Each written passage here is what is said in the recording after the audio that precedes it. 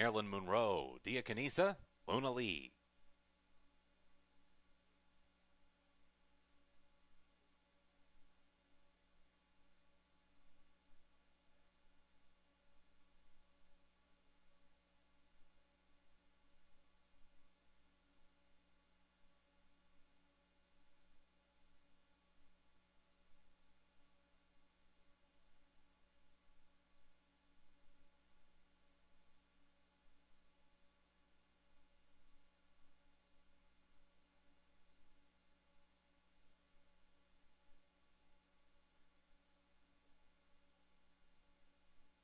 Oscar.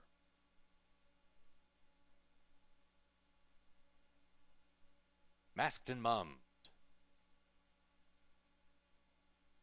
Climate Change. Last one in will be Poppy Mac. Goes in. They're in the gate. They're off in the Friday feature.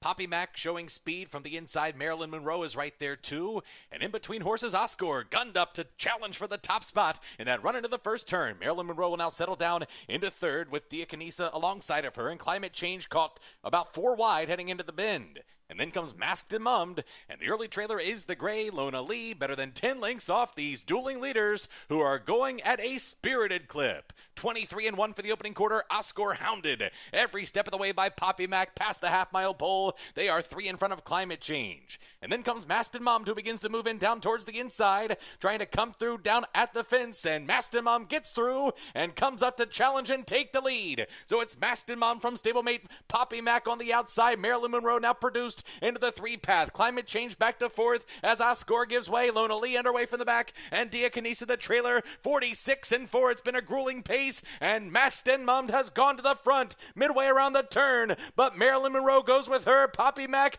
Lona Lee on a charge from the back of the pack, and she'll swing into action on the far outside. 1 furlong left to go. Here comes Marilyn Monroe. Here comes Lona Lee let loose down the center, and Lona Lee has gone from last to first, puts her head in front. Marilyn Monroe fights her to the wire. Lona Lee got it done over Marilyn Monroe, and then Masked and Mummed with Poppy Mac.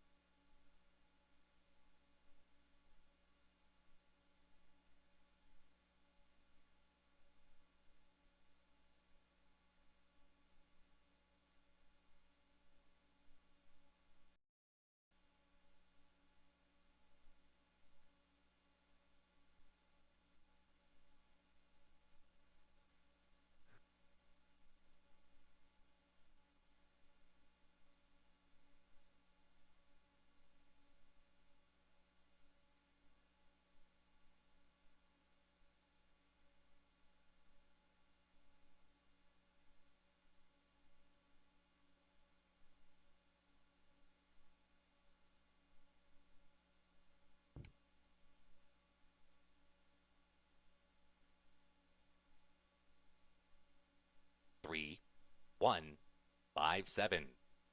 The winner number 3, Lona Lee. Second was the 1, Marilyn Monroe. Third was the 5, Masked and Mummed.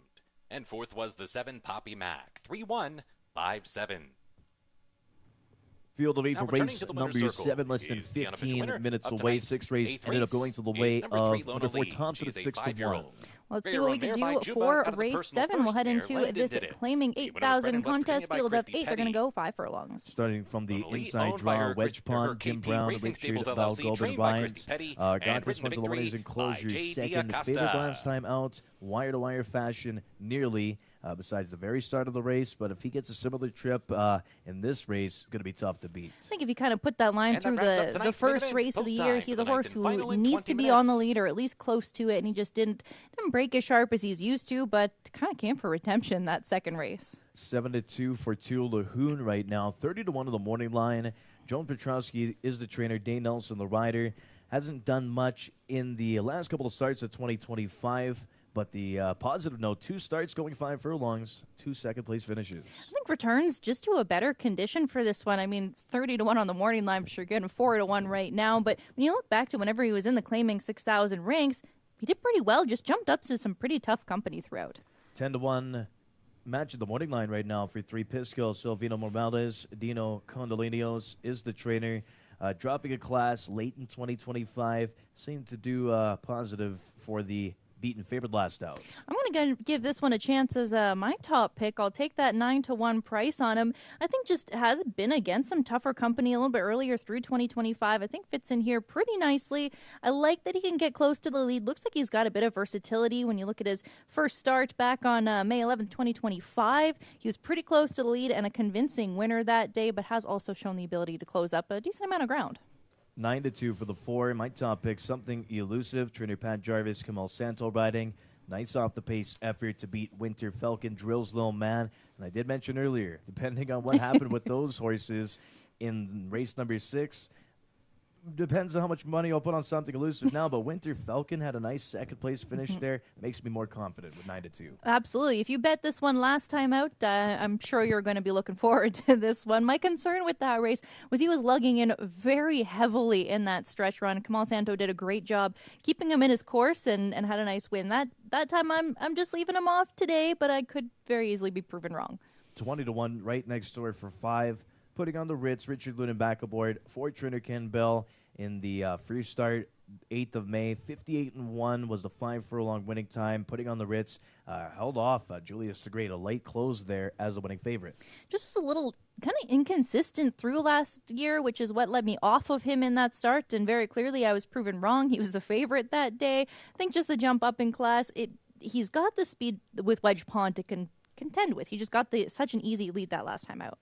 6, a man's man, 6-1 right now. Ridge Balgobin for trainer Joan Petrowski closed out 2025 pretty good at Century Downs. Last seen here at Century Mile, going against some tough horses back in July and August. Quite honestly, one that I likely overlooked a little bit, especially looking at the work tab coming in here, has been super consistent through spring training, but a horse who does like to be on the lead, and I just think Wedge Pond is going to be tough to contest with.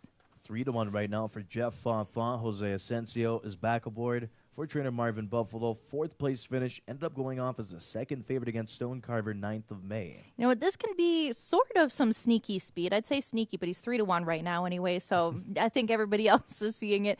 This horse has so much back class. He has won so many stakes. I mean, even looking at his lifetime earnings, this is some of the lowest races that we have seen him in, though. So if he gets back to his customary speed that we used to see from him, he absolutely could be a dangerous one. And the outside draw, Mamba on 3. Will now be ridden by Alexander Marty, and prayers up for Kate Natera after race number 6 Absolutely. there. Jerry Robertson is the trainer for Mamba on 3, and coming off a nice winner as a winning favorite. You know, I say time and time again, probably too many times, that I do like to see the Woodbine horses have a start or two. So I was really impressed that his first start over this track was a really solid second place effort behind the fit Our Bold Prince. Came back for that really nice win. He just looked like he was kind of hanging on right at the end.